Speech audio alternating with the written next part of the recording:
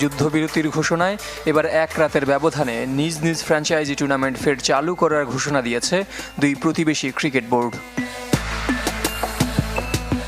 মঙ্গলবার টুইটারে PCB chairman Mohsin Naqvi জানিয়েছেন, 17 মে থেকে ফের মাঠে গড়াচ্ছে পাকিস্তান সুপার লিগ। 9 দিনে হবে বাকি থাকা 8 ম্যাচ। সবগুলোর ভেন্যুই রাওয়ালপিন্ডি। গেল সপ্তাহে যেই ভেন্যুতে ভারতীয় ড্রোন হামলার জেরে বন্ধ হয়ে গিয়েছিল টুর্নামেন্ট।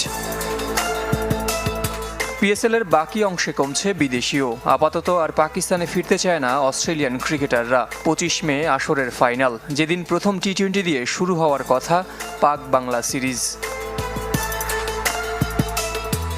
পিএসএল এর সাথে একই দিন শনিবার থেকে মাঠে গড়াচ্ছে আইপিএল এর বাকি অংশ।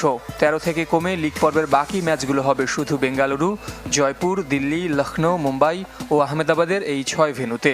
যদিও এখনও চূড়ান্ত হয়নি প্লে অফ ও ফাইনালের ভেন্যু। 3 জুন হবে শিরোপা নিষ্পত্তি।